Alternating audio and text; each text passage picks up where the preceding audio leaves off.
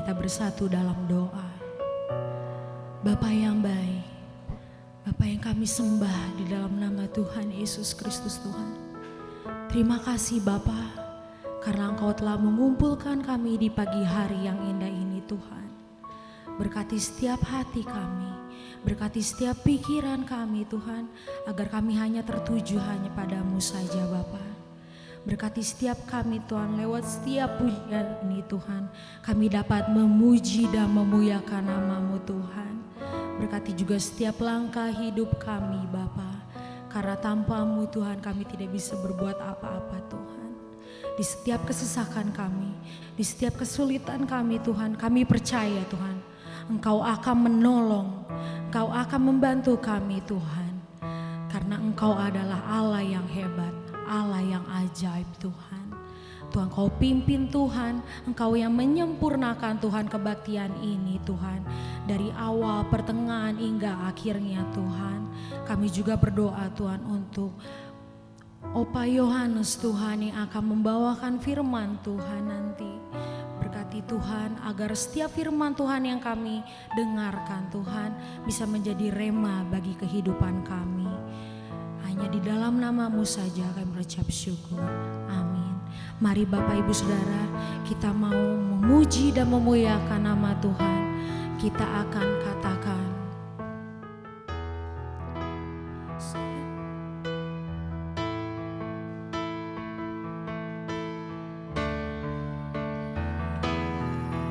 segala puji syukur bagi-Mu.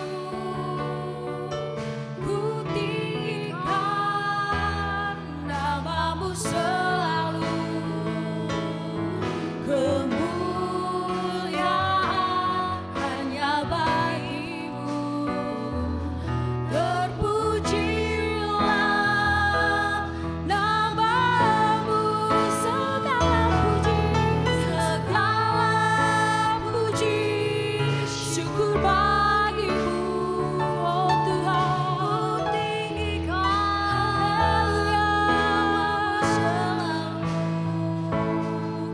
kemuliaan hanya bagi-Mu. Terpujilah nama-Mu, ku naikkan syukur. Haleluya, ku naikkan syukur padamu Yesus. Ku sembah sujud kepadamu Tuhan, di hadapan tata kemuliaan-Mu.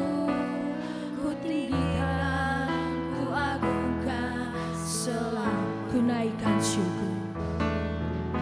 Ku naikkan syukur padamu Yesus. Ku sembah sujud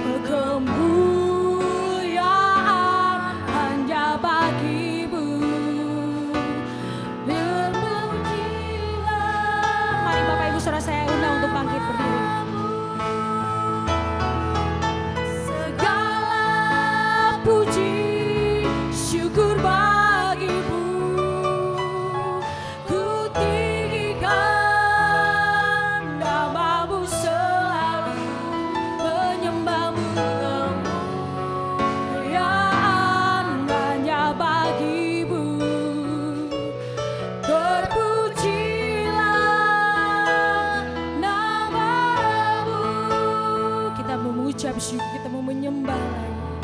Oh Tuhan, ku naikkan syukur padamu. Oh Tuhan, Yesus, ini ucapan syukur dari kami Tuhan.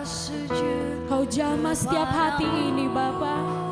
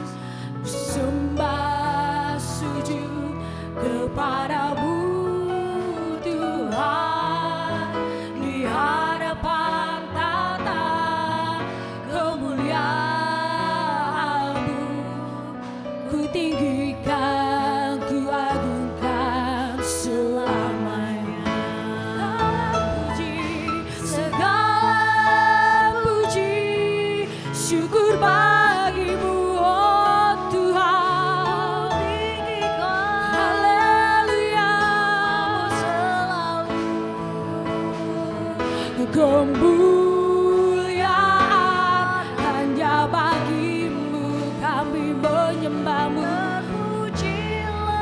Haleluya, segala puji, syukur bagimu, oh Tuhan. Ku tinggikan namamu selalu.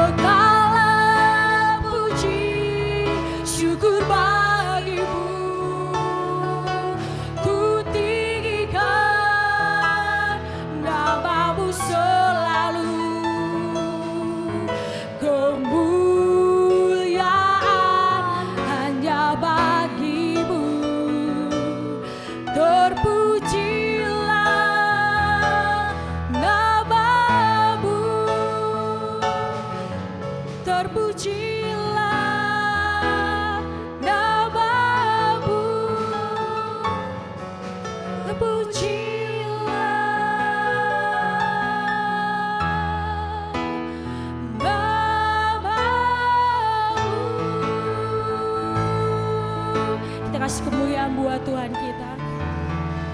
Amin Bapak Ibu Saudara. Kita mau lebih semangat lagi. Terpujilah nama Tuhan karena Dialah Raja di atas segala raja. Kita mau lebih semangat lagi untuk memuji nama Tuhan.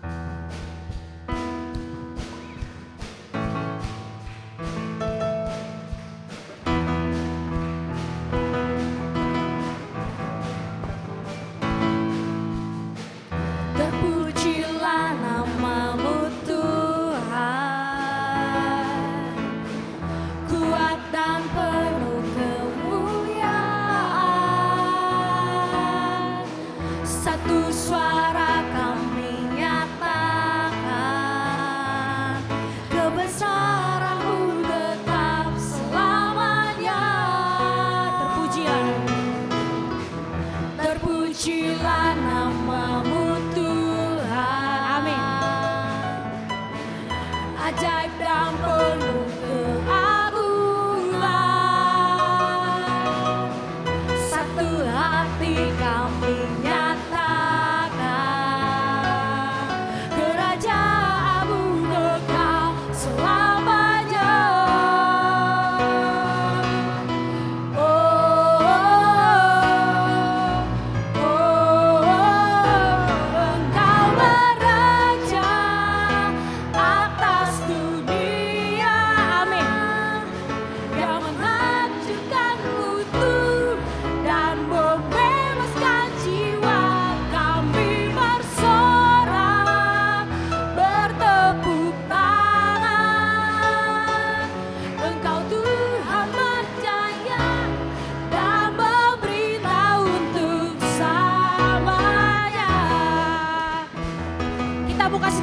Buat Tuhan.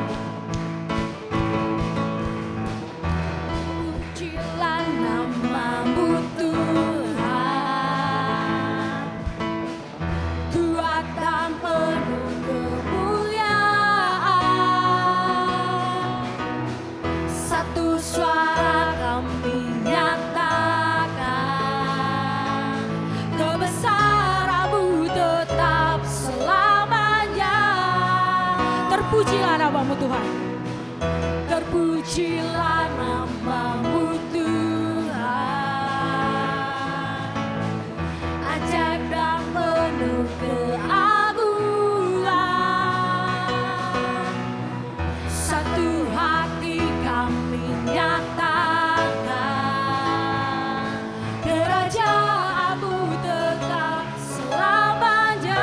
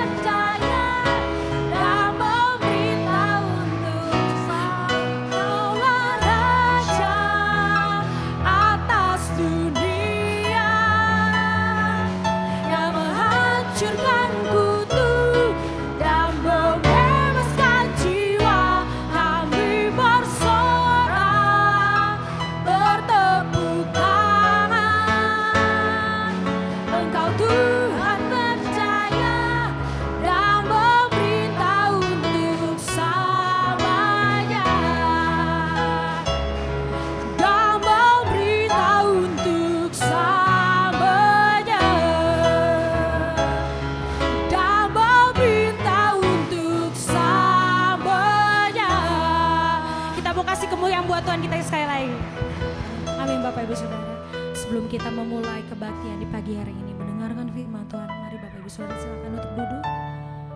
Kita akan lebih sungguh-sungguh lagi, kita akan memuji kemuliaan nama Tuhan.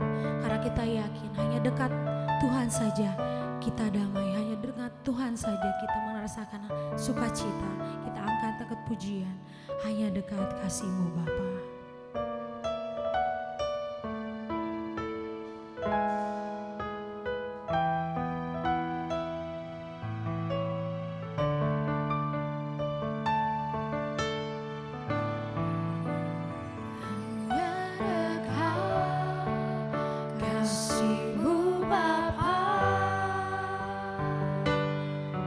Jiwaku pun tenang.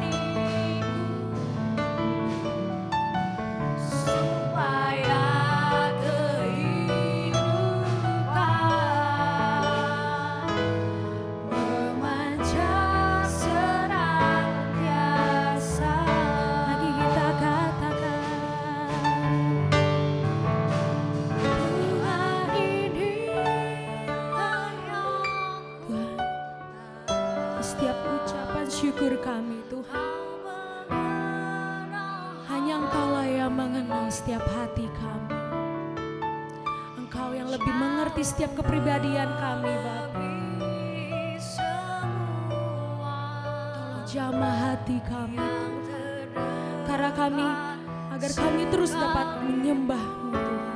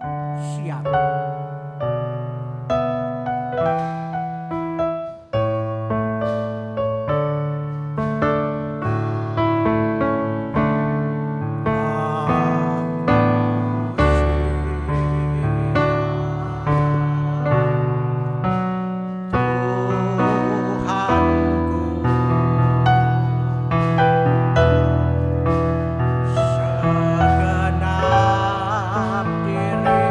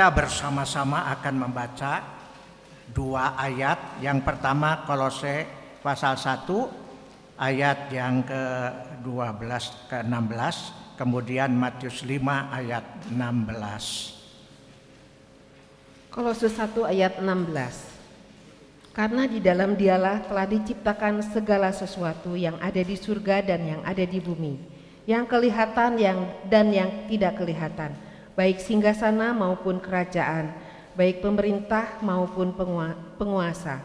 Segala sesuatu diciptakan oleh Dia dan untuk Dia. Matius 5 ayat 16. Demikianlah hendaknya terangmu bercahaya di depan orang, supaya mereka melihat perbuatanmu yang baik dan memuliakan Bapamu yang di surga. Amin. Sampai di sini dulu pembacaan firman Tuhan. Saudara, dalam kesempatan yang indah yang Tuhan berikan pada kita pada pagi ini, kita kembali bersama-sama belajar firman Tuhan. Tadi kita memuji nama Tuhan, aku siap. Saudara siap mendengarkan firman Tuhan? Walaupun firman Tuhan ini misalnya merupakan satu teguran yang keras bagi kita sekalian, kita semua akan menerima, sebab firman Allah menjelaskan semua sudah dijadikan menurut otoritas Allah, dan kita tidak bisa menolak semua apa. Dan semua yang Tuhan jadikan, semua Tuhan yang buat itu adalah hanya untuk kemuliaan bagi nama Tuhan dan kesejahteraan bagi setiap makhluk yang diciptakannya. Amin saudara. Jadi kita tidak usah takut kalau misalnya firman Allah menegur kita, kita bersyukur sebab melalui teguran ini kita bisa sadar dan kemudian kita bisa bertobat dengan sungguh-sungguh. Pagi ini kita bersama-sama belajar firman Tuhan dengan satu tema. Sesungguhnya untuk apakah aku berada di dalam dunia ini? Sekali lagi, sesungguhnya untuk apa aku berada di dalam dunia ini? Sifatnya pribadi. Ada banyak orang yang mengatakan di dalam dirinya, untuk apa aku ada di dalam dunia ini? Tapi tidak dinyatakan secara meluas, tapi secara pribadi. Mengapa ada orang mengatakan begini, untuk apa aku berada dalam dunia ini? Bukan karena tidak mengerti keberadaannya dalam dunia ini, tetapi ada sesuatu yang mengganggu kehidupannya, sehingga dia merasakan kehilangan sesuatu dalam kehidupannya. Kebahagiaan, kesejahteraan dan sebagainya. Ada sebab-sebab yang menyebabkan orang berkata seperti ini. Jadi pernyataan ini bukan satu pertanyaan saja, tapi satu keadaan penyesalan dengan apa yang terjadi di dalam kehidupannya. Jawabannya adalah firman Tuhan. Kita akan melihat saudara-saudara hal-hal yang menimbulkan pertanyaan. Satu, perbedaan. Di dalam dunia ini tidak ada yang sama. Semua ada perbedaan satu dengan yang lain. Mengapa saya berada di dalam dunia ini? Jadi ada perbedaan. Perbedaan ini tidak bisa kita kendalikan. Kita tidak bisa menolak. Semua terjadi, Tuhan yang menciptakan. Ada kaya dan miskin. Dan orang yang miskin seringkali tidak senang dengan keadaan dirinya kalau melihat orang yang kaya. Itu yang terjadi dalam kehidupan manusia, dan kemudian keadaan yang tidak senang ini terus merambah dalam kehidupannya, sehingga kemudian muncul pertanyaan ini, untuk apa saya ada di dalam dunia ini kalau hidup seperti itu? Waktu saya umur 10 tahun, seringkali saya jalan-jalan ke Jalan Jawa. Ada kebun raja di sana, Sekarang sudah berubah. Untuk apa saya jalan ke sana? Kadang-kadang mengajak anak tetangga, mengutin kenari, mengutin kenari. Sebab banyak pohon kenari. Nah, satu saat ketika saya berjalan di Jalan Jawa ini, saya melihat ada satu rumah bagus sekali, dan ada mobil di depannya. Saya berdiri melihatin rumah itu. Enak kata anak kecil ini. Rumahnya bagus, ada mobilnya, pasti kaya. Enak jadi orang kaya itu. Saya masih kecil, umur 10 tahun, tidak mengerti Saya tidak punya orang tua sejak kecil, ya, saya seringkali cerita. Tapi saya tidak mengambil keadaan ini kemudian bertanya seperti pertanyaan dalam tema khotbah ini. Untuk apa aku berada di dunia ini seperti ini? Tidak. Luar biasa anugerah Allah ini. Umur 10 tahun, ya, tadi saya berpikir enak ya orang kaya ini. Tapi setelah dewasa saya mengerti bahwa yang kelihatan dengan mata ini belum tentu nyata di dalam fakta kehidupan kita ini. Kaya belum tentu senang. Kenapa? Waktu saya sudah dewasa dan saya melayani pekerjaan Tuhan, tidak sedikit orang-orang yang mempunyai kekayaan. Dia bercerita kepada saya tentang keluh kesahnya, baik dalam keluarganya mengurus anak-anaknya yang berkelahi, rebutan, warisan dan sebagainya. Dalam hati saya waktu mendengar demikian, tuh bersyukur ya kepada Tuhan. Walaupun saya dari waktu kecil sampai dewasa ini saya mengalami masalah seperti ini, tapi saya tidak menderita seperti itu. Tidak punya keluarga, tidak punya anak, tapi saya tidak menderita seperti itu. Saya melihat anugerah Allah yang luar biasa. Tuhan tahu yang terbaik bagi kita. Jadi kita jangan membiarkan hati ini dikacaukan dengan ini. Saudara, belum tentu orang kaya itu bahagia dengan kekayaannya. Saya berikan contoh. Presiden Soeharto. Dia adalah orang yang terkaya di Indonesia. Memerintah di Indonesia. Jadi tidak semua secara lahiriah kita melihat ngenahnya nubung harma hayang mobil yang itu. Itu secara manusia penglihatan seperti itu. Tapi secara rohani, secara mendalam kita belum tentu menikmati. Selama saya mengiring pada Tuhan, mulai dari remaja saya memperhatikan kehidupan manusia seperti itu. Dari kecil saya menghadapi penderitaan, tapi saya tidak pernah berkata, kunaon sih orang teh kuas kieu pisan hirup teh, buat rumah kitu. Ya, saya melihat di sekolahan ada orang anak sekolah diantar sama papahnya, pulang dijemput, saya mah pulang balik sendiri masih kecil juga, ya. Tapi aneh tidak berkata naon seorang mah kieu dan sebagainya, tidak. Dan itu memang karunia daripada Tuhan. Saya pernah cerita di jalan nemu uang 5 ketip. Jajan saya seketip. Nemu uang 5 ketip, kalau buat jajan 5 kali jajan bisa kenyang. Saya simpen di sini kantongin. Sampai pulang sekolah jalan dari Balong Gede ke alun-alun naik angkot. Bukan angkot, oplet. Ya, Bandung Cimahi, saya berhenti di perapatan Kelenteng. Kasih aja, sebetulnya mah terlalu gede 5 ketip ya, dari alun-alun sampai ke perapatan Kelenteng ini 5 ketip. Karena uangnya dapat nemu kasih. Sekali yang lain saya nemu uang di jalan Rp1,50, 15 ketip. Waktu pulang enci saya sudah meninggal, enci saya lebih dulu. Ya, saya berkata kepada dia, baliknya orang numpak delman ya, kebetulan ada delman di depan sekolah. Asia boga duit tuh, kata saya, boga menang demo seperak setengah, nawar-nawar seperak sampai di dekat depan toko Merauke. Turun di sana budak laletik numpak delman. Itu pengalaman yang tidak pernah dilupakan. Tuhan memelihara dengan bermacam cara.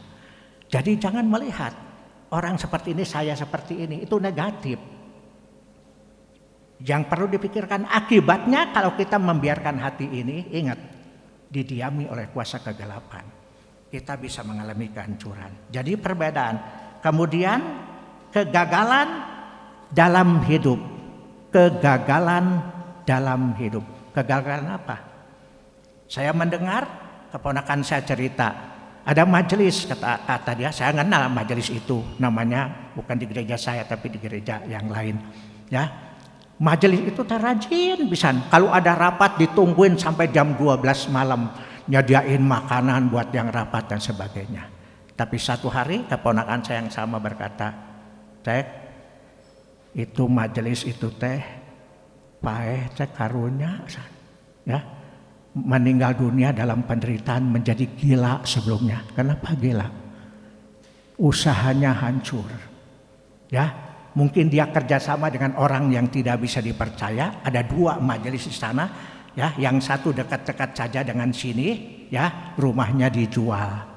Dia dilibas sama orang Hong Kong, kerjasama dengan orang Hong Kong, majelis gereja, ya, habis semua, ya, dan kemudian dia terpaksa menjual rumahnya. Pelangnya di depan rumahnya sudah beda, ya, seperti itu. Jadi tidak kekal, jangan kita berharap sini, ya. Jadi kegagalan dalam hidup, ya. Kemudian kegagalan ini menimbulkan penderitaan. Yang berikutnya keterbatasan. Itu juga menjadi satu kesan yang negatif bagi banyak orang, keterbatasan, uramakia dan sebagainya. Ya. Pendidikan aja. Ada yang sarjana, ada yang cuma SD, tapi tadi saya mengatakan semua kakak-kakak saya cuma sekolahnya sampai kelas 6 sekolah desa. Jadi tidak ada yang bisa membimbing hidup saya karena keterbatasan ini. Terus berikutnya kenyataan dalam hidup. Kenyataannya apa? Saya sebutkan di sini. Rasa bersalah. 2, kebencian. Kemudian berikutnya kemarahan, rasa takut, materialistis, dan kemudian kebutuhan perlakuan yang baik. Itu yang seringkali terjadi di dalam kehidupan kita. Orang pengen dikasihi, pengen dihormati, tapi caranya untuk mendapatkan itu, ya, tidak mudah. Waktu saya mengajar ada banyak problema yang dihadapi di sekolah. Kalau anak-anak di sekolah bikin macam-macam masalah ini, sekolah itu gampang. Ya, urusannya gampang sekolah ini. Kepala sekolah kasih surat kepada orang tuanya, anaknya dikeluarkan dari sekolah, titik. Saya sebagai guru agama Kristen memimpin dalam kerohanian. Saya tidak bisa membiarkan seperti itu. Karena masalah itu harus diselesaikan. Kasihan kalau misalnya masalah itu mereka tidak sadar langsung kemudian keluarkan gitu. Ada yang mabok-mabokan di dalam kelas, ngajak berkelahi sama guru, dan guru itu sudah meninggal dunia. Dia tinggalnya dekat kota Madiun di sana. Ya, umurnya lebih tua dari saya, orang Jawa. Dia sudah meninggal lebih dulu, udah berapa tahun yang lalu. Saya masih hidup sampai sekarang ini. Dia yang diajak berkelahi, ya udah tua, mabok ngajak berkelahi, ya. Nah kalau sekolah keluar, tidak lagi sekolah di sini, tidak mau diganggu. Satu hari ada guru mengatakan, Pak, tolong ke kantor Ada namanya murid kelas 2 SMA, dia sedang ngamuk, takut kalau kepala sekolah ini, kepala sekolahnya perempuan, dipukul sama dia. Jadi saya turun dari ruangan guru lalu kemudian masuk ke kantor. Tolak pinggang, kelas 2 SMA. Berkata dengan kasar, kata saya, ada apa? Gak ada urusan. Coba saya kebentak begitu, ada. Kata saya, ada urusan, kamu murid saya dan saya guru kamu. Lalu mau apa? Katanya, bisa bicara sopan, kata saya. Bisa bicara sopan? Dia diam. Dan kepala sekolah tidak meladeni, dia keluar. Saya panggil dia, mari ikut Bapak sini, bawa ke ruangan guru. Dia duduk berdua dengan saya, tidak ada guru yang lain sana. Saya berbicara kepada dia. Keadaan dia, penyelesaiannya harus berbuat seperti apa. Bukan dengan bertindak yang tidak baik.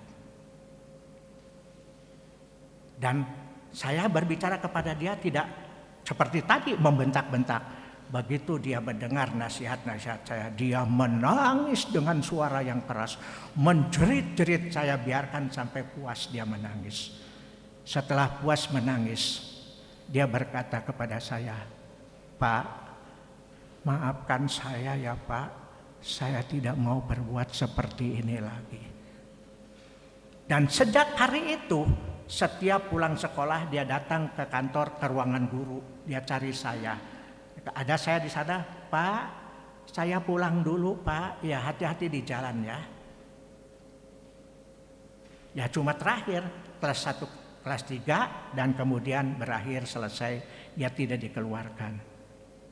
Ada seorang muda yang tukang mabok-mabokan ini, ya sekolah mah ngeliat mabok itu karena apa? Yang minuman keras. Yang saya perhatikan ada seorang murid kelas 3 SMA, dia mabuk-mabukan di sekolah. Dan saya mempelajari apa yang menjadi kemabukan. Masalah di dalam keluarga. Mamahnya meninggal dunia, papahnya masih muda 50-an tahun lebih. Dia ingin ada seorang perempuan ganti istrinya mengurus dia. Lalu dia menikah dengan perempuan yang lain. Anaknya 2 tidak setuju, 2 laki-laki, yang ada satu keluarga yang lain perempuan. Yang saya sempat mengetahui itu yang laki-laki yang mabuk-mabukan ini. Yang berhasil saya selamatkan. Waktu ada kesyukuran di sekolah itu, dia tinggal di tempat gelap sendirian. Saya dekati, pas lagi makan bersama, saya nengok, lah ada orang di sana sendirian. Saya datangi dan anak yang suka mabuk ini, dia tidak senang orang tuanya menikah kembali. Jadi kalau ada ibu dan bapak mau menikah kembali, ya saya itu seringkali menasihat, kamu punya anak sudah usianya sekian, minta izin dulu sama anak-anak, setuju atau tidak bapak atau ibunya menikah kembali. Sebab tidak mudah anak-anak menerima keinginan orang tuanya. Dan terjadi pemberontakan seperti ini. Ya, terjadi pemberontakan seperti ini mulai dengan perkataan dalam dirinya ini. Untuk apa aku ada dalam dunia ini? Tapi di balik perkataan itu ada hal-hal yang begitu tidak kelihatan. Dan kemudian bisa menghancurkan hidupnya. Dan akibatnya ini yang kita lihat. Saudara, ditayangkan di televisi, tidak sedikit orang yang mengakhiri hidupnya dengan bunuh diri. Ada anak kecil tidak puas dengan rumah tangganya, dia gantung diri di pohon. Ada ibu dengan 2 anaknya, suaminya tidak peduli dengan dia, semua ditayangkan di televisi, berakhir dengan bunuh diri. Ada suami yang tidak puas dengan istrinya, anaknya 3 dibunuh dan istrinya juga dibunuh. Itu akibat daripada keadaan hatinya yang terpengaruh dengan hal-hal yang negatif. Tidak ada jalan keluar, tidak mengerti jalan keluar, lalu terjadilah seperti ini. Nah kalau sudah meninggal dunia begitu, gantung diri, mau bisa apa? Ya, jadi mengakhiri dengan bunuh diri. Ini akibat perasaan di dalam hatinya. Mengapa aku ada di dalam dunia ini? Dan berakhir kalau tidak ada pertolongan, ya akan berakibat seperti ini. Bahkan di dalam kehidupan orang Kristen sekalipun, saya seringkali melihat apa yang terjadi. Selain meninggalkan gereja, meninggalkan Tuhan, tidak mau lagi berpikir tentang Tuhan dan sebagainya, meninggalkan gereja. Itu yang dilakukan, tapi ada juga yang bunuh diri. Menyedihkan sekali. Teruskan. Ini ada satu pertanyaan.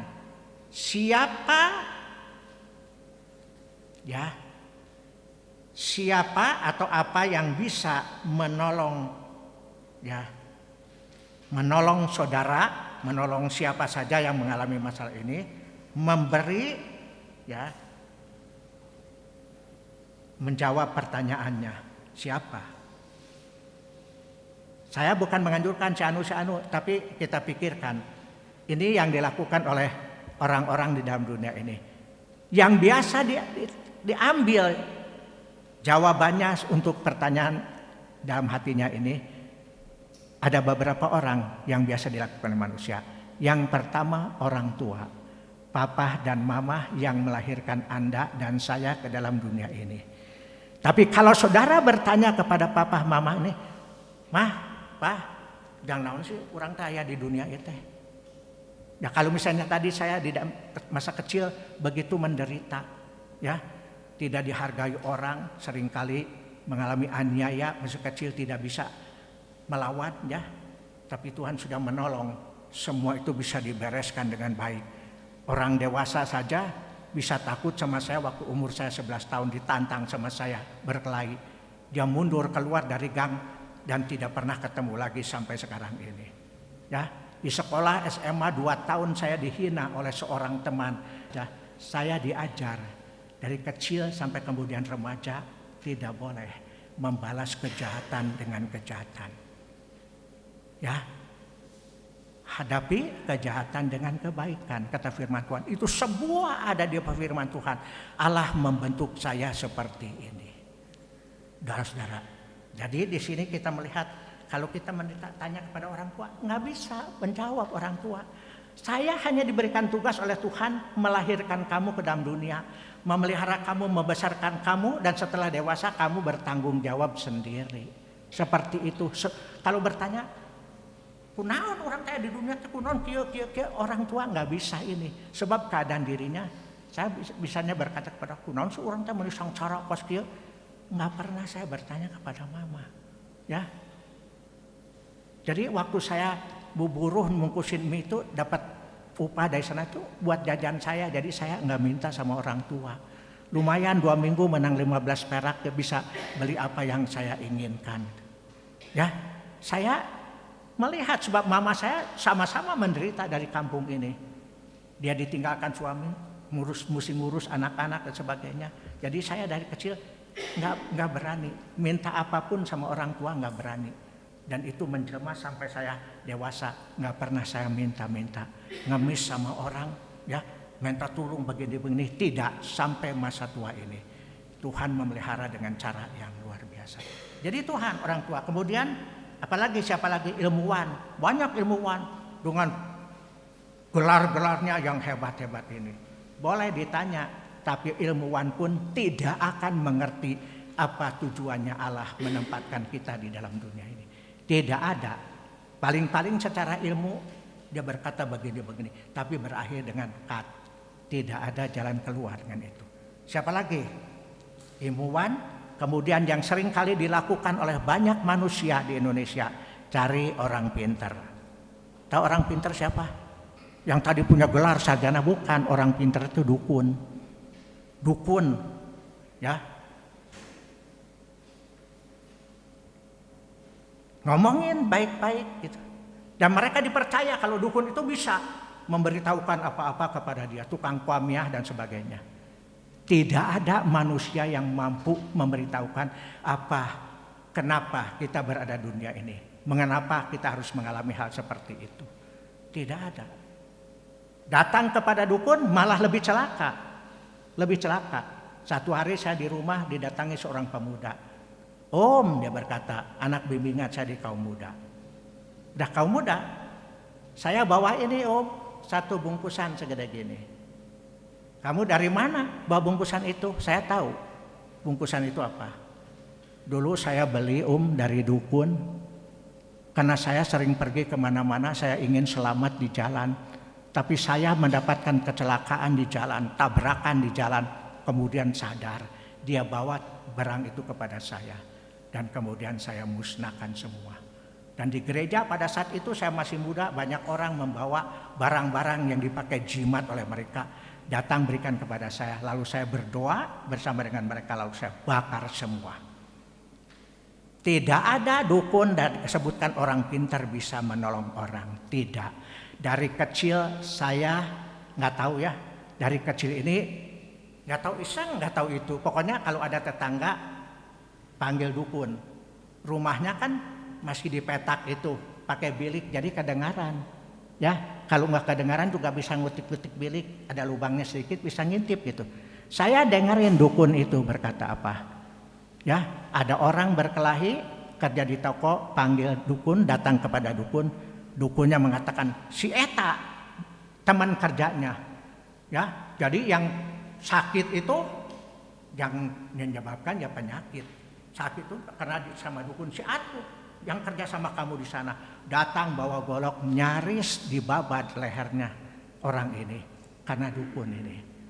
Jadi kalau ada di antara jemaat kita di sini yang masih berhubungan dengan stop, tidak ada pertolongan dukun ini. Lalu yang berikutnya siapa lagi? Rohaniwan atau hamba Tuhan.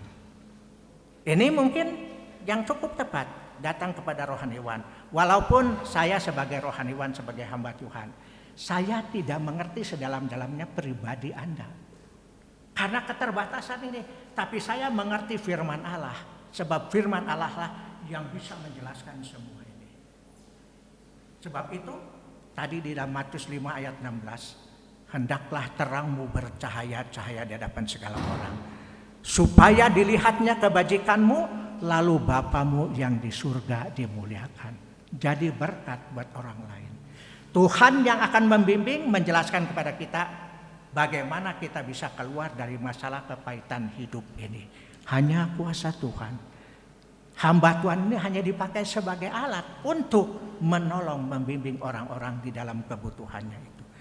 Itu luar biasa. Jadi bukan kemudian berbangga diri, saya hamba Tuhan, saya bisa. Oh tidak seperti itu. Kalau bukan dengan hikmat daripada Tuhan, sulit. Teruskan. Mulailah dengan Allah dan firman Allah. Jadi kalau menghadapi masalah ini, untuk bertanya yang jelas jawabannya, mulailah dengan Allah dan firman Allah yang diberitahukan kepada kita. Matius pasal 6 ayat 33, kemudian Mazmur 50 ayat yang ke-15. Matius 6 ayat 33. Tetapi carilah dahulu kerajaan Allah dan kebenarannya, maka semuanya itu akan ditambahkan kepadamu. Mazmur 50 ayat 15. Berserulah kepadaku pada waktu kesesakan, aku akan meluputkan engkau dan engkau akan memuliakan aku. Satu ayat lagi di sini saya nggak kelihatan, ada di sana di buku itu. Matius berapa itu? Markus 11. 20, Matius berapa? 20 ya? Markus. Matius 11 ayat 28 sampai dengan 30. Markus 11 ayat 28 sampai dengan 30. Dan bertanya kepadanya, dengan kuasa manakah engkau melakukan hal itu? Dan siapakah yang memberikan kuasa itu kepadamu sehingga engkau melakukan hal-hal itu? Jawab Yesus kepada mereka, aku akan mengajukan satu pertanyaan kepadamu. Berikanlah aku jawabnya, maka aku akan mengatakan kepadamu dengan kuasa manakah aku melakukan hal itu. Baptisan Yohanes itu dari surga atau dari manusia? Berikanlah aku jawabannya. Mereka memperbincangkan di antara mereka dan berkata, jikalau aku katakan dari surga, ia akan berkata, kalau begitu, mengapakah kamu tidak percaya kepadanya? Tetapi masakan kita katakan dari manusia? Sebab mereka takut kepada orang banyak, karena semua orang menganggap bahwa Yohanes betul-betul seorang nabi. Yang pertama di sini, saudara-saudara, mulailah dengan Allah dan firman Allah.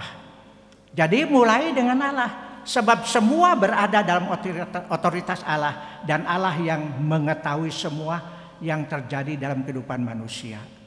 Mulailah dengan Allah dan firman Allah. Jangan mencari dukun, jangan mencari orang-orang yang tidak mengerti kebenaran firman Allah. Cari firman Allah. Ya, kemudian kita tadi membaca di dalam Mazmur 50 ayat 15. Berserulah kepadaku di dalam masa kepicikan, aku menolong kamu. Berserulah kepadaku di dalam masa kepicikan, kesulitan yang amat sangat, Tuhan akan menolong, berkarya di dalam kehidupan kita. Itu yang kita lakukan. Ya. Tadi kalau tidak salah bukan Matius ya, Matius di sini berkata, marilah kepadaku hai kamu sekalian yang berlelah dan menanggung berat. Aku akan memberi sentosa kepadamu. Tanggunglah kuk aku dan belajarlah kepadaku, karena aku rendah hati. Ya, itu panggilan daripada Tuhan untuk mengatasi permasalahan yang kita hadapi. Apalagi di zaman akhir ini, saudara-saudara, mengerikan sekali masalah-masalah yang terjadi. Tapi firman Tuhan itu ya ajaib. Kalau kita mulai dalam bersama dengan Tuhan, kita akan lihat pimpinan pemeliharaan Tuhan. Anda dijadikan oleh Allah sama dengan Allah, menurut peta dan teladan Allah, segambar dengan Allah. Ini firman Allah. Ingat, saudara dan saya dijadikan oleh Tuhan segambar dengan Allah, lain dengan binatang. Binatang itu hidup hanya dengan insting, tapi manusia diberikan akal budi. diberikan kekudusan, diberikan keyakinan tentang Allah. Binatang tidak ada. Satu hari saya melihat tayangan di televisi tentang kehidupan binatang. Ada satu kelompok gajah, kira-kira mungkin dari yang besar sampai yang kecil ada 10. Mereka berbaris, diam begitu. Anak-anaknya kecil diam di pinggir induknya di situ. Dan ada satu gajah yang dewasa besar. Ya, belalainya panjang juga itunya. Nah, itu. Dia berjalan seperti melakukan ritual, jalan keliling, kadang-kadang belalainya diusap-usap ke punggung daripada gajah yang lain. Saya memperhatikan ada apa dengan film ini. Saya perhatikan sampai selesai. Berapa kali dia berulang kali tepuk belalainya kepada anak-anak gajah lewat, dan kemudian terakhir dia berjalan satu arah yang berlainan. Tadi gajah-gajah itu menghadap ke sebelah timur, dia sekarang balik ke sebelah barat. Jalan jauh sekali jalan. Kemudian dia menemukan satu tempat yang kira-kira buat dia bisa tenang. Dia melihat ada semak-semak dan kemudian dia mendekati semak-semak itu. Dia coba ya korek-korek itu ya supaya bisa itu. Lalu kemudian dia berbaring di semak-semak yang dia temukan ini. Untuk apa? Akhir hidupnya mati di sana, tidak menyusahkan keluarganya, tidak menyusahkan anak-anaknya. Itu insting. Ya, tapi manusia itu diberikan lebih daripada itu. Akal budi yang luar biasa, dan bisa sebenarnya dengan akal budi ini ya menangani masalah-masalah yang dihadapi. Ya, teruskan. Anda diciptakan oleh Allah untuk kemuliaan Allah, bukan sebaliknya. Ya, bukan sebaliknya. Tadi Matius 5 ayat 16, sekarang Roma 12 ayat 1-2. Roma 12 ayat 1 dan 2. Karena itu saudara-saudara, demi kemurahan Allah aku menasihatkan kamu supaya kamu mempersembahkan tubuhmu sebagai persembahan yang hidup, yang kudus dan yang berkenan kepada Allah. Itu adalah ibadahmu yang sejati. Janganlah kamu menjadi serupa dengan dunia ini, tetapi berubahlah oleh pembaharuan budimu, sehingga kamu dapat membedakan manakah kehendak Allah, apa yang baik, yang berkenan kepada Allah dan yang sempurna.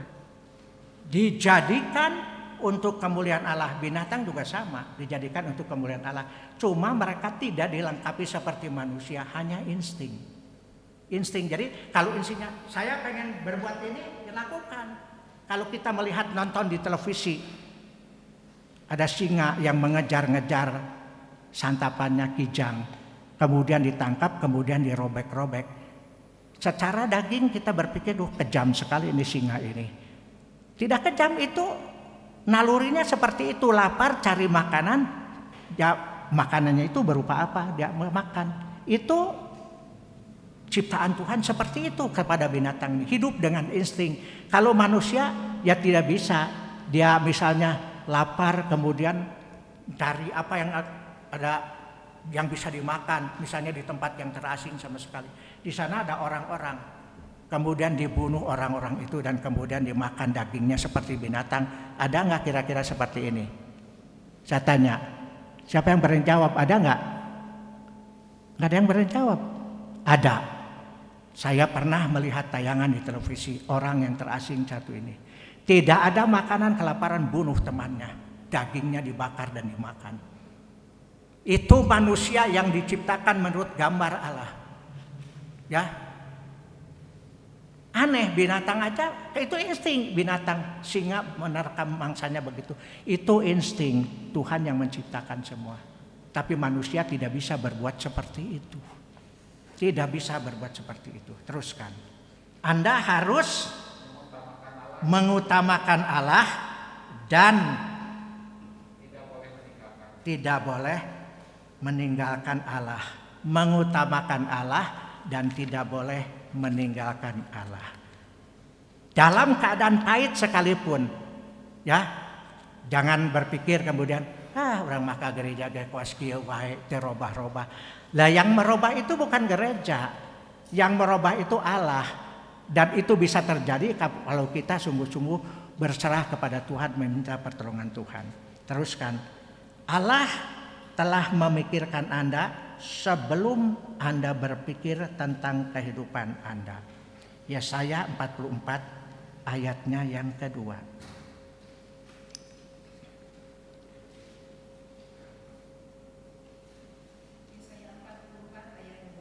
Beginilah firman Tuhan yang menjadikan engkau, yang membentuk engkau sejak dari kandungan, dan yang menolong engkau. Janganlah takut, hai hambaku Yakub, dan hai Yesurun yang telah kupilih. Nah, saudara, jadi di sini kita melihat firman Allah benar kan? Yang memikirkan kehadiran kita dalam dunia itu ada Allah, bukan ibu dan bapak. Ya, ibu bapak itu hanya pelaksana daripada Allah. Allah yang memikirkan kita sebelum kita dilahirkan, sudah dipikirkan oleh Allah. Luar biasa. Jadi itu sebabnya kita mengutamakan Allah. Kita adalah pusat kasih daripada Allah. Paling berharga dari segala sesuatu yang diciptakan oleh Allah. Pusat kasih daripada Allah. Allah adalah kasih, bukan memiliki kekasih. 1 Yohanes pasal yang ke 4 ayat 8. 1 Yohanes surat kiriman. 1 Yohanes 4 ayat 8. Barang siapa tidak mengasihi, ia tidak mengenal Allah, sebab Allah adalah kasih. Memiliki kasih, kalau tidak memiliki kasih tidak akan kita mengenal Allah. Sebab adalah kasih. Jadi untuk mengenal Allah kita harus mengasihi Allah. Dan itu yang harus kita lakukan. Ya. Sesuai dengan firman Tuhan, mengutamakan Allah dan firman Allah. Menjadi